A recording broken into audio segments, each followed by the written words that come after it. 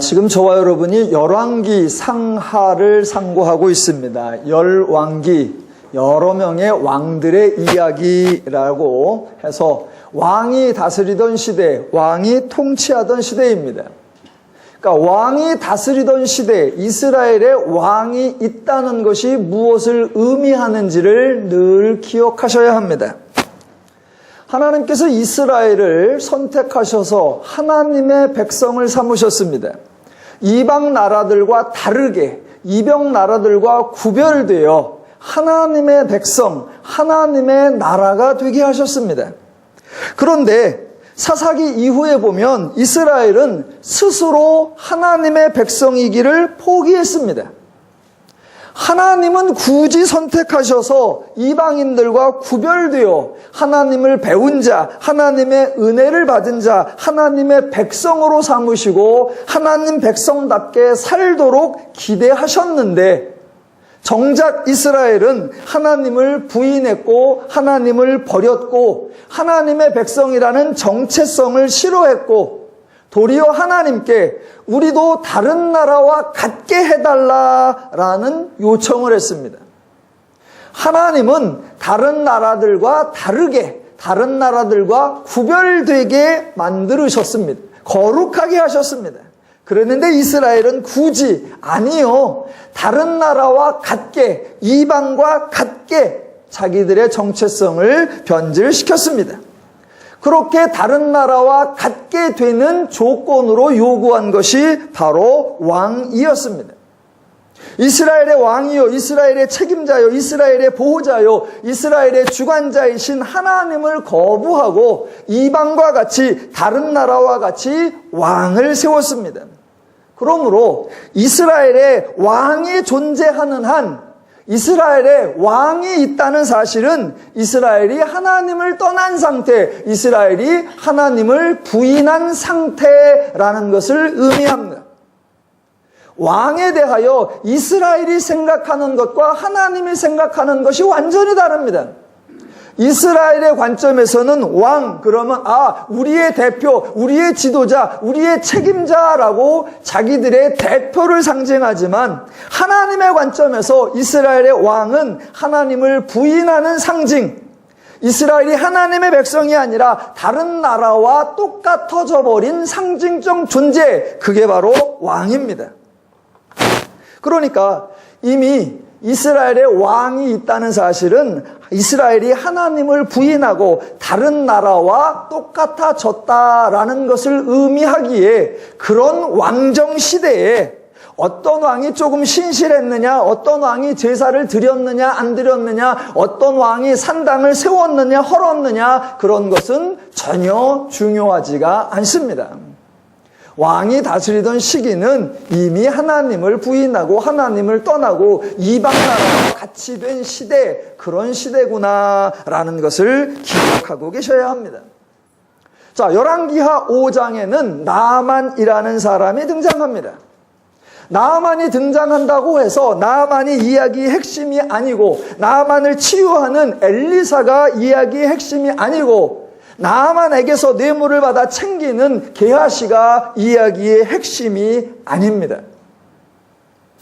성경에서 전반적으로 쭉 살펴보면 하나님의 사역을 행하시는데 하나님의 사역의 대상은 주로 이스라엘입니다. 그렇게 하나님이 이스라엘을 대상으로 사역을 행하실 때 종종 이스라엘과 관련된 주변 인물 또는 주변 나라들이 등장하기도 합니다. 이때 핵심은 이스라엘이 메인 대상이고 주변 인물이나 주변 나라들은 이스라엘을 괴롭히거나 이스라엘을 시험 들게 하거나 이스라엘을 압제하는 그런 모습으로 등장합니다. 그래서 하나님께서 이스라엘의 대적자들을 물리치는 과정을 통해 이스라엘에게 하나님을 가르치시고 하나님을 계시하시는 그런 패턴이 성경에 쭉 이어집니다. 그런데 가끔, 아주 가끔 이방인이나 이방 사람들이 대적자가 아니고 악을 행하는 자가 아니라 이스라엘보다 더 낮게, 이스라엘보다 더 긍정적으로 등장하는 경우가 아주 가끔 있습니다. 그러니까 성경의 주된 흐름, 성경의 주된 패턴과는 좀 다른 등장이 되는 것입니다. 이방인들이 그렇게 등장한다고 해서, 이방 나라가 그렇게 등장한다고 해서 그 사람을 칭찬하려는 의미가 아니며 그 나라들이 거룩하다고 말하려는 것이 절대로 아닙니다. 성경에서 이방인이나 이방 나라가 조금이라도 긍정적으로 등장한다면 그 이유는 오직 하나, 이스라엘을 부끄럽게 하려 함이라, 그렇게 되는 것입니다. 선택받은 이스라엘도 신앙의 모범으로 추켜 세우지 않는데 성경이 이방이나 이방 나라를 신앙의 모델로 본받으라고 전혀 말하지 않습니다. 자, 오늘 열왕기하 5장에 나아만이 등장하는데 아주 바람직한 모습으로 등장합니다. 그러니 이방 사람 나아만이 등장한다는 것은 결국 또 이 나아만을 통해 이스라엘의 어리석음, 이스라엘의 미련함, 이스라엘의 자기 정체성을 상실한 그런 모습을 들추어내려고 하는 거다라는 것을 생각하시고서 읽어보시면 나아만 이야기가 무엇을 이야기하려고 하는지 금세 발견하실 수 있습니다. 나아만이 등장하는데 아주 바람직한 사람으로 등장합니다.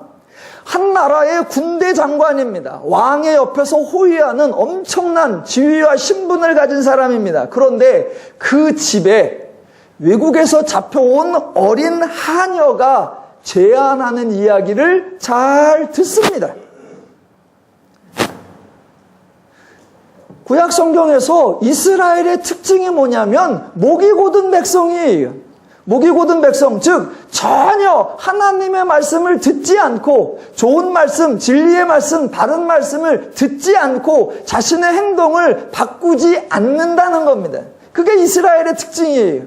그런데 이방인 나아만은 그런 신분과 지위임에도 불구하고 어린 소녀가 제안하는 것을 잘 듣고 그것을 따라 행동합니다.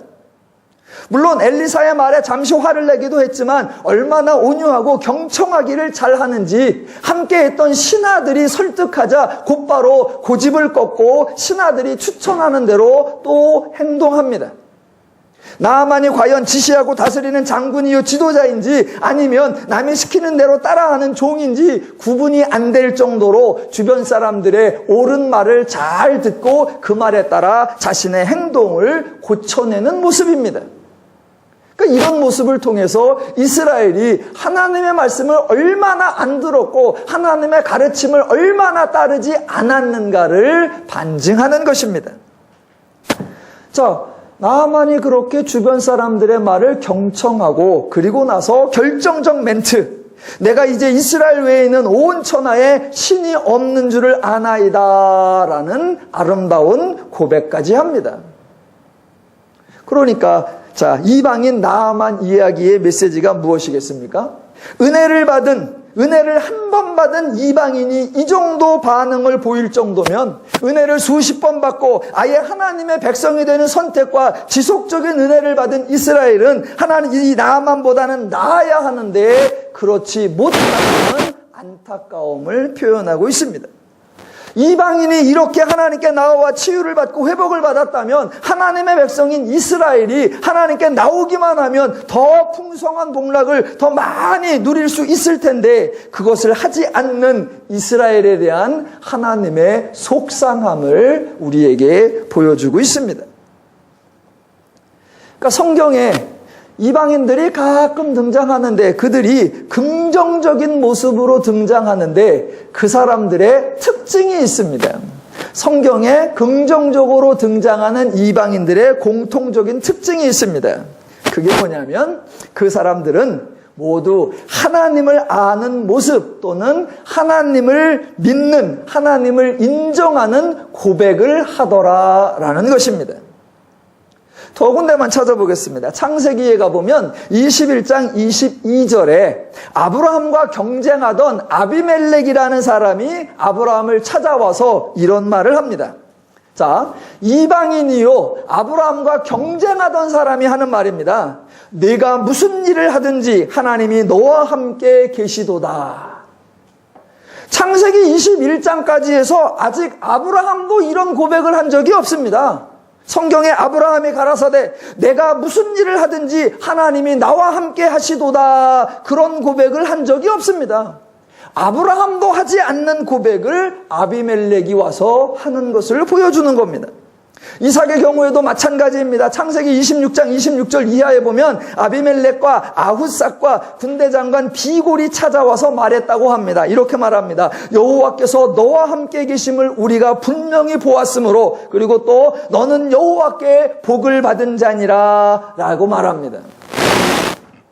여러분, 이삭이 농사를 해서 100배나 복을 받았다라는 이야기가 나오는데, 그런 복을 받아놓고도 아직 이삭이 나는 여호와께 복을 받은 자니라 라는 고백을 한 적이 없습니다.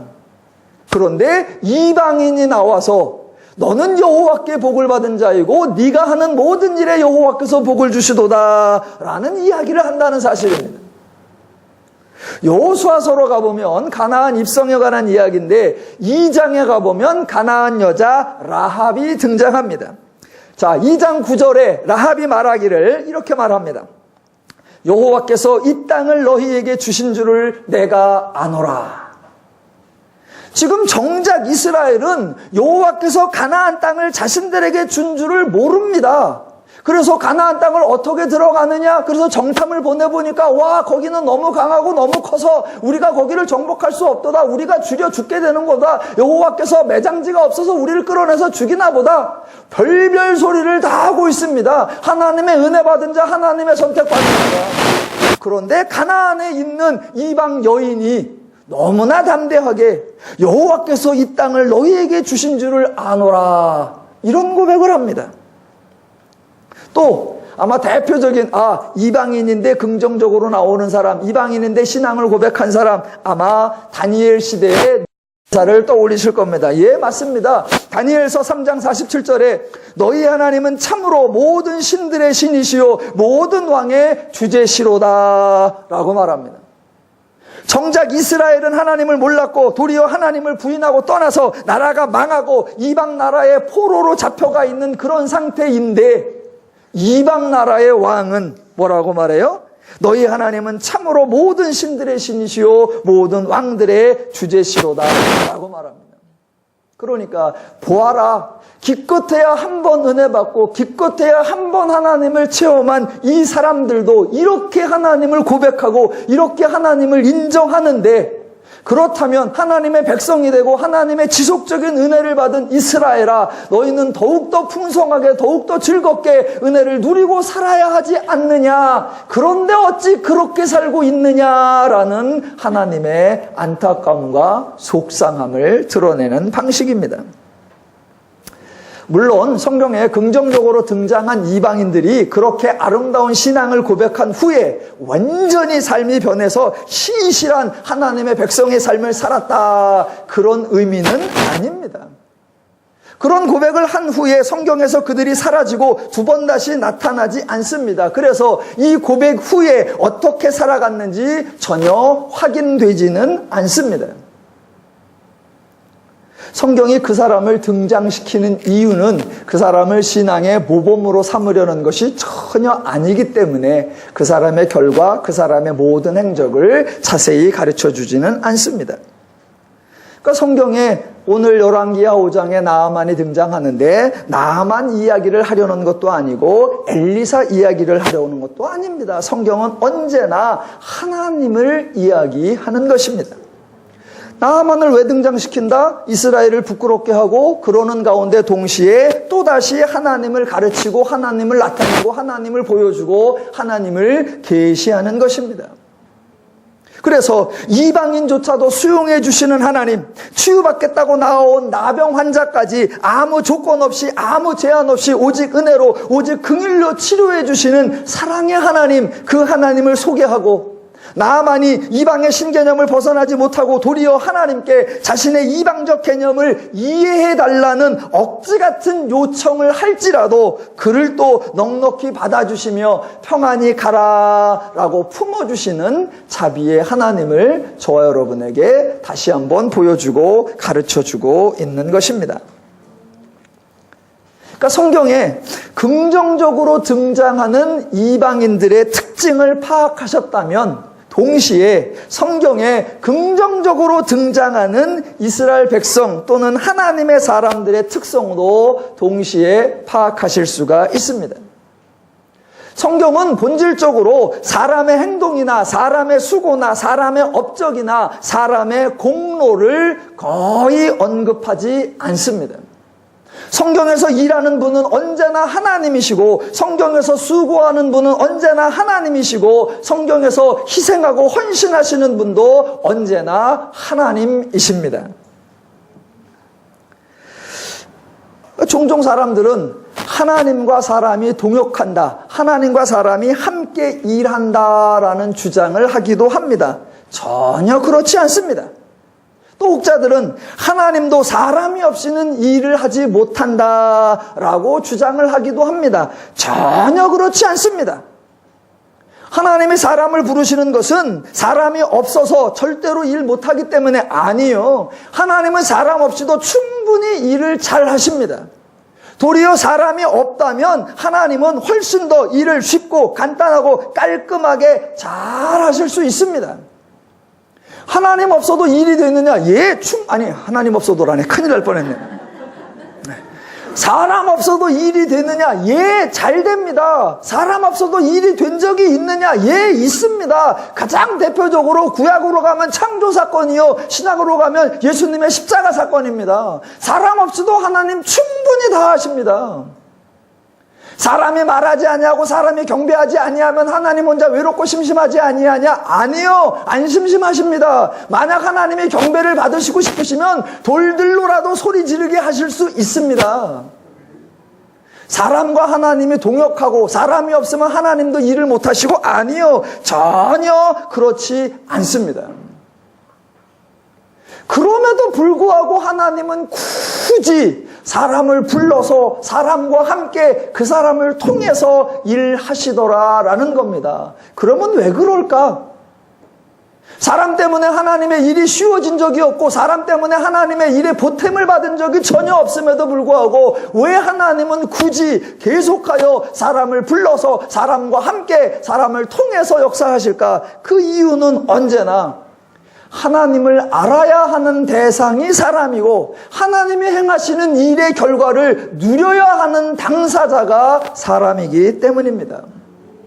그러니까 하나님께서 사람을 부르시고 사람을 세우시는 것은 일꾼으로 동원하는 것이 아니라 하나님의 영광, 하나님의 존귀의 자리로 초청하는 것인 줄로 믿습니다. 성경을 이렇게 살펴보면 하나님을 위해 인간이 자신의 소유나 목숨이나 재능을 바친 사람은 없고 언제나 하나님으로 인해 소유나 목숨이나 달란트를 받은 사람만 있게 되는 것입니다. 그래서 하나님의 방식은 세상과 비교할 수가 없고 하나님의 일하시는 것은 세상에서 유사한 경우나 유사한 상황을 전혀 찾아볼 수가 없습니다. 자, 오늘 나아만 장군이 이스라엘에 와서 치유함을 받았습니다. 분명히 아람에서부터 이스라엘로 올 때에는 나병 환자였는데 돌아갈 때에는 그의 살이 어린아이와 살같이 되어 회복되어 깨끗하게 되었다라고 기록되어 있습니다. 그럼 저도 여러분에게 질문해 보겠습니다. 나아만이 분명히 나병 환자로서 왔는데 갈 때는 깨끗하게 치유되어서 돌아갔다. 자, 그렇다면 누가 나아만을 치유했습니까? 당연히 하나님이라는 대답이 나올 것입니다. 맞습니다. 하나님이 하셨습니다. 그런데 열왕기하 5장을 1절부터 20절까지 샅샅이 뒤져봐도 하나님이 등장하지 않습니다. 저와 여러분 모두가 나아만을 누가 치유했느냐? 하나님이 라고 대답하는데 정작 열왕기하 5장에는 하나님이 등장하지 않습니다.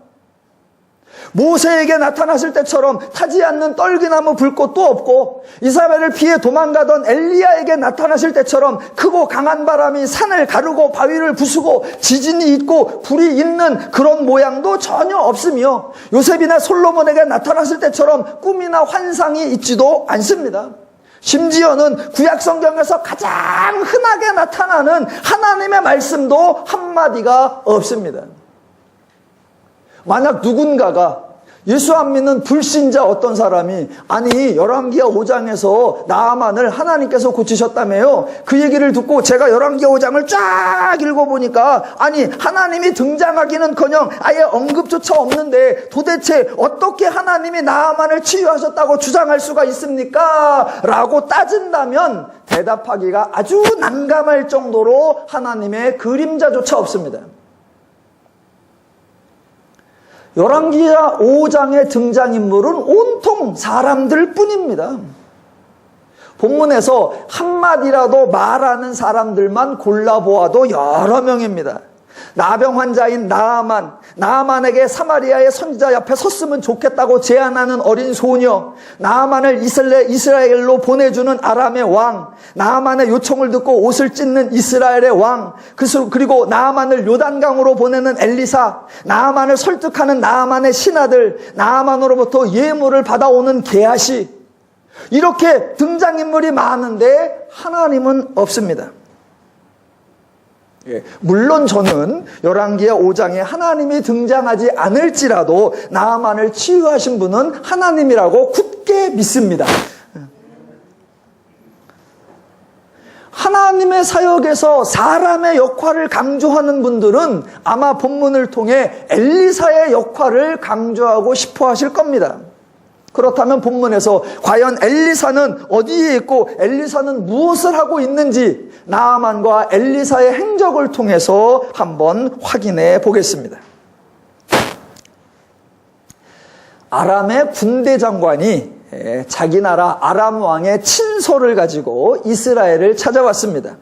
외교 관례상 당연히 이스라엘의 왕을 찾아가고 물론 정중하게 풍성한 예물도 가지고 왔습니다.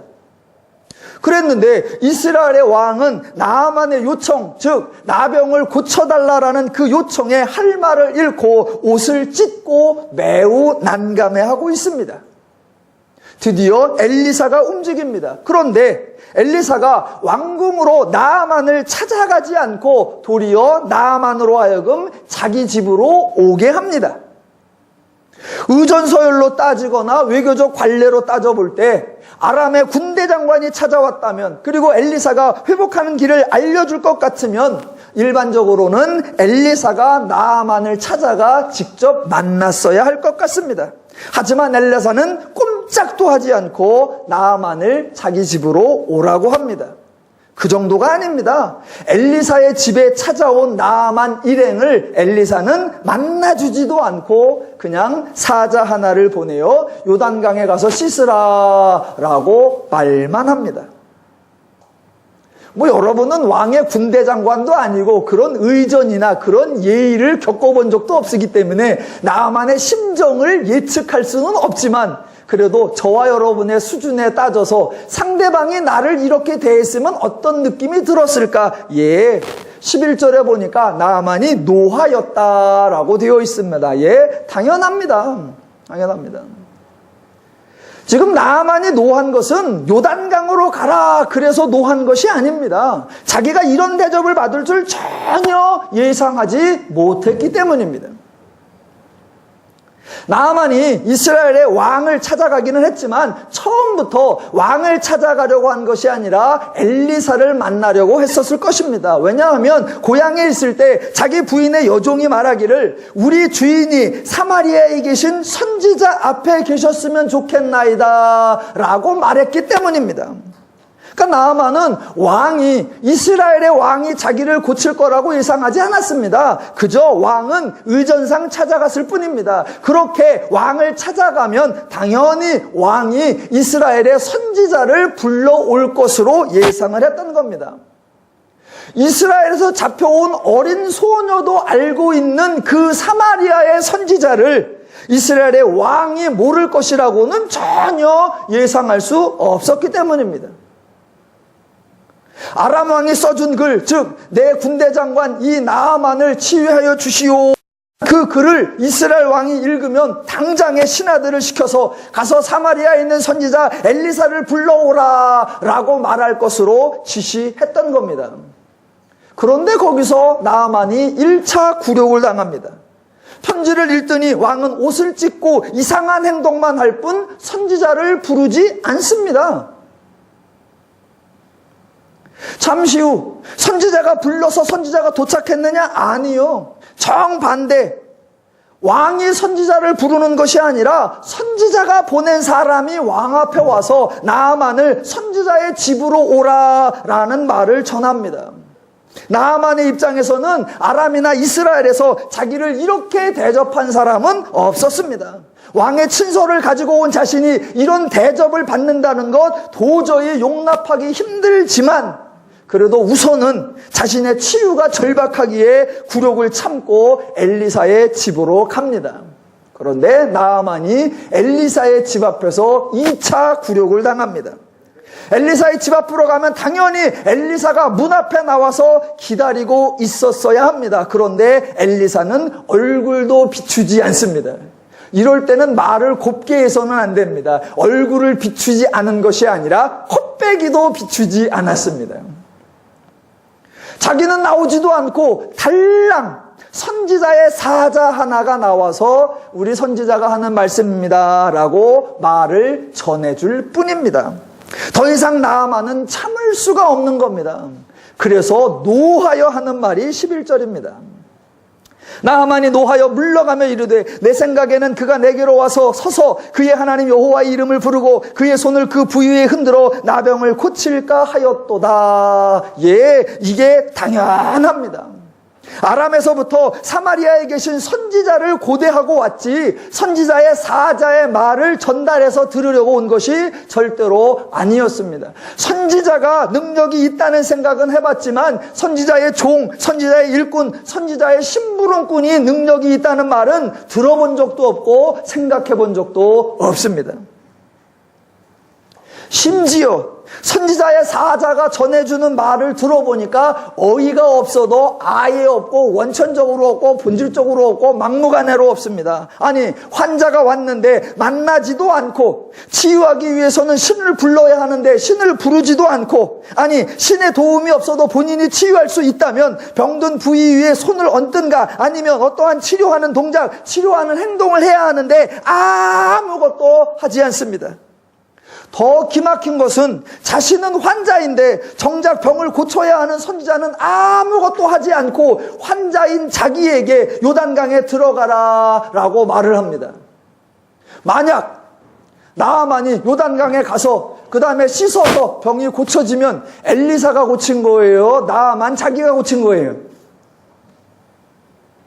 아니 엘리사의 사환이 하는 얘기, 아니 왕의 조치도 이상하고 엘리사의 얘기도 이상하고 엘리사가 전한 말도 이상하고 하나부터 열까지 전부 다 말이 되지 않습니다. 당연히 분노하고 화가 치밀어 오릅니다. 당장에 돌아가겠다 그 말이 나올 만도 합니다.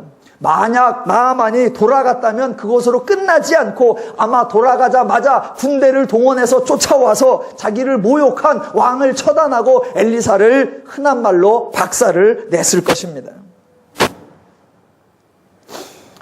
지금부터 저와 여러분이 주목하려는 것은 나아만이 아니라 엘리사의 행동입니다. 엘리사의 행동. 엘리사가 행동하는 방식입니다. 여러분, 엘리사는 사이코가 아닙니다.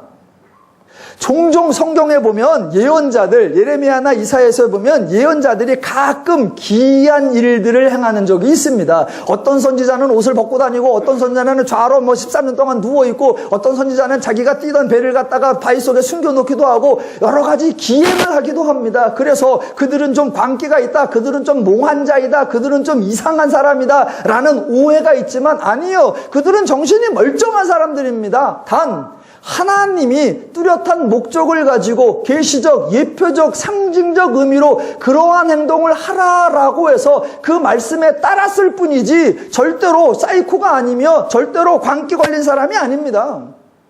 그러니까 엘리사도 의전도 모르고 예의도 모르는 그런 망나니가 아닙니다. 자기가 치유할 수가 없으니까 해괴하고 이상한 말들을 하고 있는 게 아닙니다. 지금 나아만을 대하는 엘리사의 태도는 다분히 의도적입니다. 일부러 이렇게 하는 겁니다.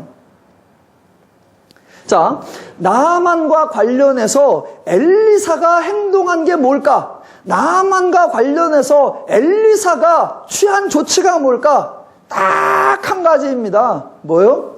말. 예, 달랑 말뿐입니다. 엘리사는 다른 거 아무것도 안 합니다. 열왕기상 18장에 나왔던 갈멜산에서 있었던 엘리야보다 더 짧습니다. 그래도 엘리야는 여호와여 부르기도 하고 여호와여 불러 응답하셔서 하나님이 살아계신 것과 내가 하나님의 사자인 것을 알게 하옵소서 뭐 그런 얘기라도 했지요. 지금 엘리사는 그거보다 덜 짧습니다. 그냥 달랑 말뿐이에요. 말. 뭐라고 한다? 너는 가서 요단강에 몸을 7번 씻으라. 네 살이 회복되어 깨끗하리라. 이것뿐이에요. 나아만이 생각했던 것처럼 나아만에게 나아오지도 않고 그의 하나님 여호와의 이름을 부르지도 않고 그의 손을 그 부위 위에 올려놓고 흔들지도 않습니다. 나아만의 치유를 위한 그 어떤 조치도 행하지 않습니다. 오직 하나 달랑 말, 그냥 말뿐입니다. 엘리사가 나아만을 치유할 수 없었기 때문이 아닙니다. 만약 나병을 치유할 수 없었다면 엘리사는 이 일에 나서지도 않았을 것입니다. 엘리사는 가만히 있는데 어느 날 왕이 사람을 보내어 너 당장 와서 치료해라. 그래서 어쩔 수 없이 끌려온 게 절대로 아닙니다. 도리어 왕은 어찌할지 몰라서 가만히 있을 때 엘리사 스스로가 사람을 보내어 나아만을 자기 집으로 오라라고 해서 이 판을 벌여놓은 겁니다. 그러니까 치유할 수 없기 때문이 절대로 아닙니다. 분명히 엘리사가 나아만을 치유하는 방법을 알고 있었고 또 그것도 알려주었습니다. 그런데 엘리사는 나아만을 만나지도 않았고 단지 일꾼을 보내어 말을 했을 뿐입니다. 엘리사는 왜 이렇게 행동을 했을까? 엘리사가 이렇게 사역하는 이유는 무엇일까? 그 이유를 알아야 오늘 20절 이하의 본문, 즉 엘리사의 사원 게하시가 행동한 것과 그 게하시의 행동에 대한 엘리사의 반응을 이해할 수 있게 되는 겁니다. 그러니까 엘리사는 의도적으로, 일부러, 계획적으로 나아만을 만나지 않았고 일부러, 의도적으로, 계획적으로 어떤 행동도 하지 않았고 일부러, 의도적으로, 계획적으로 말만 했습니다. 왜냐하면 만약 엘리사가 나아만을 만나고 엘리사가 직접 나아만을 요단강으로 데리고 가고 엘리사가 직접 요단강 물속에서 나아만을 씻어서 치유해 준다면 나아만은 하나님이 치유하셨다라고 말하지 않고 엘리사가 치유했다라고 말할 것이 뻔하기 때문입니다.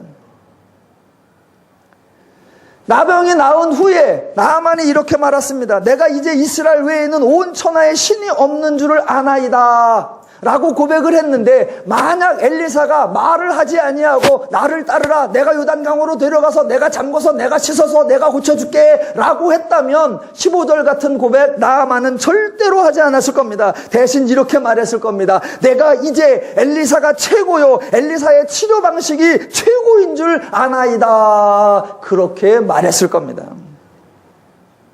엘리사는 죄인의 그러한 속성을 너무나 잘 알기에 나아만이 자기를 주목하고 나아만이 자기에게 집착할 수 있는 그 모든 근거를 원천적으로 차단시켜버리는 겁니다. 그래서 엘리사는 신을 부르지 않았고 당연히 나아만은 엘리사가 신을 부르거나 신의 도움을 받아서 청하는 것을 못 봤습니다. 여러분, 이게 아주 재밌습니다. 자, 보세요. 나아만이 있는데 나아만 앞에서 엘리사가 신을 부르고 그래서 그 신의 도움을 받아서 그래서 나아만을 치유했다면 그때 나아만이 아까처럼 내가 이제 이스라엘 외에는 온 천하에 신이 없는 줄을 아나이다 이렇게 말할 수 있어요. 왜? 엘리사가 신을 부르고 신의 도움을 받아서 행하니까. 그런데 지금 이 말이 상당히 기이한 겁니다. 왜냐하면 엘리사가 신을 부르지 않았고 엘리사가 신의 도움을 바라지 않았고 엘리사가 어떤 행동도 취하지 않았습니다. 그러니까 나아만은 신을 볼 기회가 없었고 신을 볼 수도 없었습니다. 그런데 치유받은 다음에 하는 말이 내가 이제 이스라엘 외에는 온 천하에 신이 없는 줄을 아나이다. 이렇게 말을 하더라는 거죠. 여러분, 나아만은 또 왜 이렇게 말했을까요? 나아만은 엘리사를 어떻게 칭찬하고 엘리사를 어떻게 공경하고 엘리사를 어떻게 높여주려고 해도 엘리사에게 높일 공로가 없고 엘리사를 칭찬할 근거가 전혀 없습니다. 왜? 엘리사는 한 게 없거든. 나아만은 엘리사를 본 적도 없거든. 엘리사가 한 게 뭐예요? 단장 말뿐입니다. 말뿐.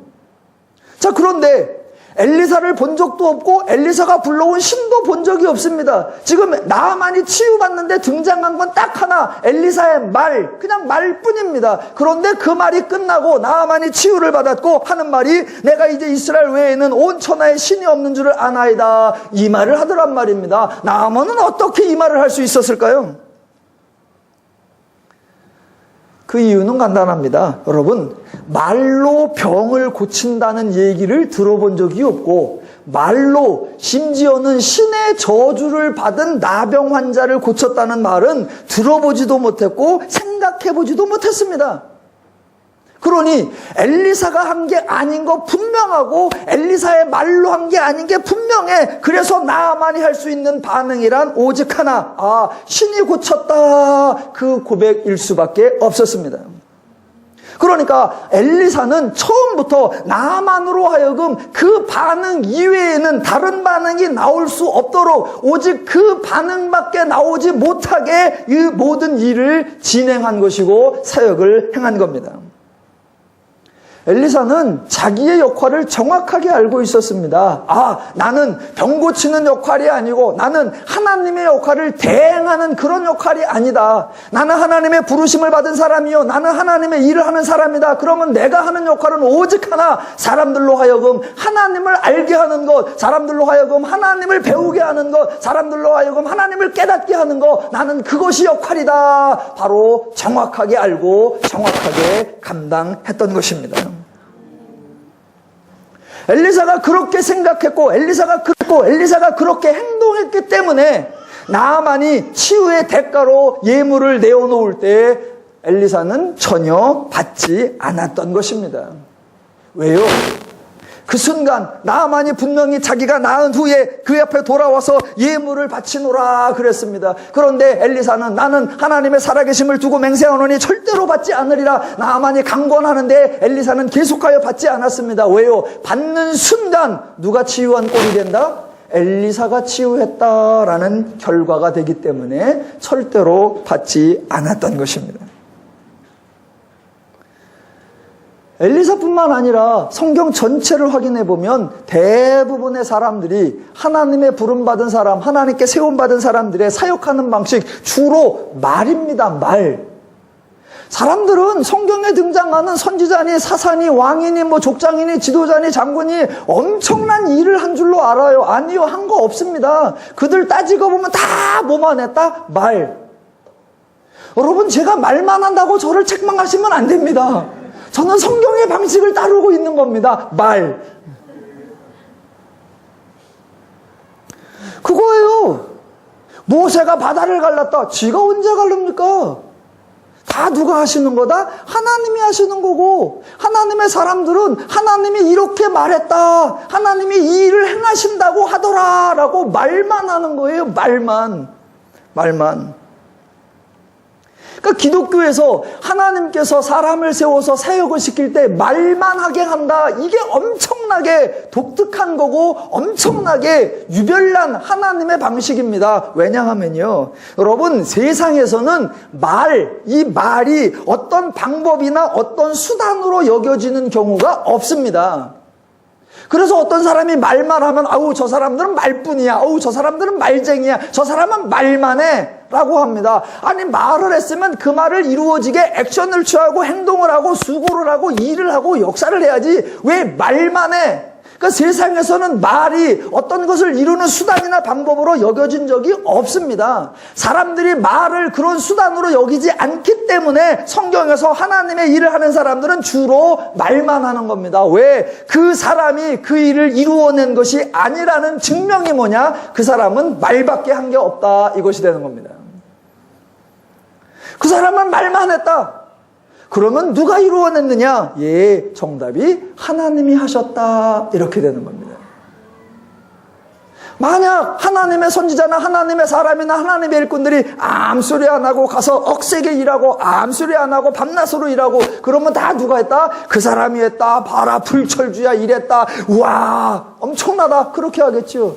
근데 성경은 정반대로 성경에 등장하는 사역자들은 뭐만 한다? 말. 그런데 일이 되었다. 그럼 누가 하셨다? 하나님. 이게 성경에 풀어가는 방식입니다. 그 사람이 수고한 것이 아니고 그 사람이 일을 이루어낸 것이 아니라면 그 사람이 어떤 보상을 받고 그 사람이 대가를 받아야 하는 이유가 없고 명분이 없습니다. 그래서 성경에 하나님의 사람이 하나님의 이 일을 행한 대가로 보상을 받은 적이 없습니다. 그래서 성경에서 예를 들면 전쟁을 한 경우에 분명히 그 사람이 나가서 전쟁을 했지만 누가 이기게 하셨다? 하나님이 이기게 하셨다. 하나님이 하셨다. 그걸 뭐라고 표현하느냐? 너는 전리품을 취하지 말라. 이렇게 성경이 설명되어 있는 겁니다. 전리품을 취하지 말라. 하나님이 인색하다는 것이 아니라 이 전쟁을 하나님이 하셨다라는 것을 인정하게 하는 성경의 독특한 표현 방식입니다.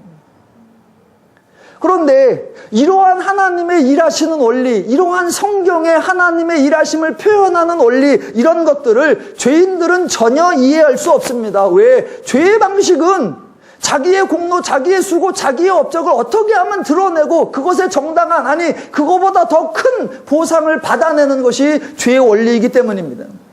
그런데 하나님의 원리, 하나님이 책임지시고 하나님이 일하시고 인간은 결과를 받는 그 원리, 죄인들은 전혀 이해하지 못합니다. 심지어는 선지자의 사환도 이해를 하지 못했습니다. 그 대표가 누구냐? 바로 오늘 게하시입니다. 게하시. 나아만이 병을 치유받고 예물을 드리려고 했는데 엘리사가 전혀 받지 않습니다. 그리고 나아만은 고향 땅으로 돌아갑니다. 그런 장면을 보고 있던 게하시의 생각, 그런 장면을 보고 있던 게하시의 행동이 20절 이하에 기록되어 있는 것입니다. 20절, 21절 읽어보겠습니다. 하나님의 사람 엘리사의 사환 게하시가 스스로 이르되 내 주인이 이 아람 사람 나아만에게 면하여 주고 그가 가지고 온 것을 그의 손에서 받지 아니하였도다. 여호와께서 살아계심을 두고 맹세하노니 내가 그를 쫓아가서 무엇이든지 그에게서 받으리라 하고. 어떤 분이 이 열왕기하 5장을 이렇게 읽더니 나는 게하시의 입장을 충분히 이해하겠다, 뭐 그렇게 말씀하시는 분도 있었습니다. 선지자는 그저 말씀만 전하고 선지자는 그저 그냥 주의 일만 하지. 그러면 그 선지자를 공개하는 게 사환이고 그 선지자의 그룹을 먹여 살리는 게 사환이고 그 선지자의 모든 필요를 채우는 게 사환이니까 선지자가 뭘 알아? 아무것도 모르고 그저 주의 말씀이다 주의 말씀이다 전하기를 하니까 그 선지자를 어떻게 보살피고 그 선지자의 무리를 어떻게든 꾸려나가려고 하면 선지자의 사환은 얼마나 속이 닳고 애가 달았겠어. 그러니까 이럴 만도 하다라고 저희 안 사람이 말했다고 저는 절대로 말하지 않습니다.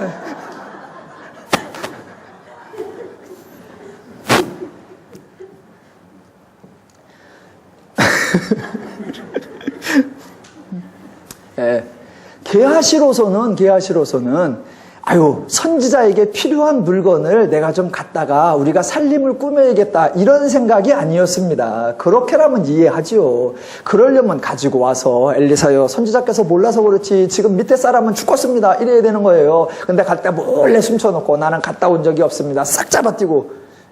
전혀 그렇지 않습니다. 자, 게하시는 하나님이 치유하셨다 그 생각이 아니라 우리 선지자가 치유했는데 선지자가 나에게 말해서 내가 가서 말을 전해줬고 그대로 이루어져서 누가 했다? 우리 선지자가. 그럼 우리 선지자가 받는 거 당연하지 않나? 그런데 선지자가 안 받아. 그러니 나라도 받아야지.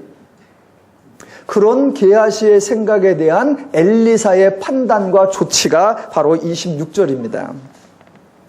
자, 엘리사의 생각과 엘리사의 판단이 나오는데 저와 여러분의 생각과 다릅니다. 우선 본문을 보겠습니다. 엘리사가 이르되 한 사람이 수레에서 내려 너를 맞이할 때에 내 마음이 함께 가지 아니하였느냐. 지금이 어찌 은을 받으며 옷을 받으며 감람원이나 포도원이나 양이나 소나 남종이나 여종을 받을 때냐 라고 되어 있습니다. 얼핏 들으면 야 그걸 준다고 받았냐 라고 온건하게 나무라는 것 같고 야 거절을 해야지 왜 받았어 라고 꾸중을 하는 듯합니다. 그러나 전혀 그 정도의 뜻이 아닙니다. 자, 엘리사가 받으며 라는 말을 여러 번 합니다. 지금이 어찌 은을 받으며 옷을 받으며 감람원이나 포도원이나 양이나 소나 남종이나 여종을 받을 때냐라고 말합니다. 이 받으며 받을 이 받을은 상대방이 주니까 그저 받는 것 그런 걸 의미하지 않습니다.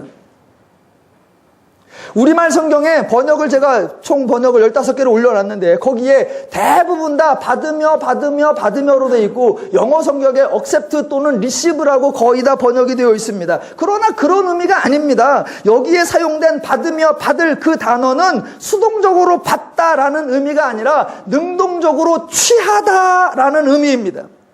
그래서 우리말 성경에 2개에는 취하여라고 되어 있고 영어 성경에도 2군데에 receive나 accept가 아니라 take, 취하다라고 번역을 해놨습니다. 예를 들면 이런 겁니다. 이스라엘의 왕 다윗이 있죠. 다윗이 자기 부인이 아닌 자기의 군대 장관인 우리아의 아내 밧세바를 데려왔습니다. 그때 밧세바를 취하여라고 할 때 취하여라는 단어가 오늘 본문에 나오는 받을이라는 단어하고 같습니다. 또 이스라엘이 하나님께 하나님이 우리도 이방 나라와 같이 왕을 주시옵소서라고 했더니 사무엘상 7장에 하나님께서 너희가 왕을 세우면 그 왕이 이렇게 할 거다. 예를 들면 왕이 너희 아들을 취하여 병거 모는 자를 삼으며 너희의 딸들을 취하여 요리하는 자를 삼으며 너희의 포도원과 감람원을 취하여 자기 신하들에게 주리라. 그래서 너희는 왕이 종이 될 것이라 라고 왕이 권세와 무력과 힘에 근거하여 취하여 라고 할 때 사용된 단어가 지금이 이 본문에서 지금이 그런 것을 받을 때냐라는 받을에 나온 단어하고 같습니다. 그러니까 지금 여기서 받을이라고 한 표현은 단순히 상대방에게 주니까 그냥 받는 이런 것이 아니라 의도적으로 취하는 것, 좀 더 심하게 말하면 빼앗는 것, 약탈하는 것, 즉 자신의 것이 아님에도 불구하고 억지로 가지는 것, 그것을 의미합니다. 그러니까 지금 엘리사는 게하시의 행동을 보고 자격 없는 사람이 오직 힘에 의하여 오직 권세에 의하여 폭력적으로 상대방으로부터 빼앗고 있다라고 판단한 겁니다. 너는 왜 나하만으로부터 네가 받을 자격이 없는 것을 빼앗아 왔고 너는 왜 나하만으로부터 해준 것이 없어서 상응한 대가를 구할 수 없는데 왜 약탈해 왔느냐라고 따지고 있습니다. 왜요? 게하시가 나하만의 병을 고친 것이 아니고 엘리사가 나하만의 병을 고친 것이 아니기 때문에 게하시나 엘리사는 나하만에게서 어떤 것이라도 취할 수 있는 자격과 명분이 없다는 겁니다. 나하만을 누가 치유했습니까? 하나님이 치유하셨습니다. 하나님이. 그럼 또 혹자는 그러겠죠. 하나님이 치유하신 건 뭐 누가 모르나요? 그러면 엘리사는 뭐예요?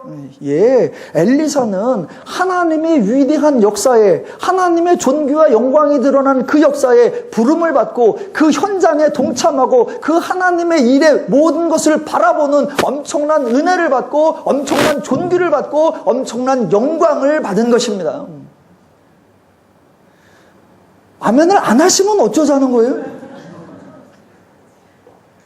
아니 엘리사가 그 존귀와 영광을 받은 게 양에 안 차세요? 엘리사가 죄인 출신으로서 그렇게 하나님 일에 부름 받을 수 없고 하나님 일에 동참될 수 없고 하나님의 영광에 함께할 수 없는데 자격 없는 자, 하나님 앞에 설 수 없는 자가 부름을 받았고 함께함을 받았다. 그것으로 모자라세요? 나만이 했던 얘기가 딱 나오네요. 노하여. 처음부터 다시요.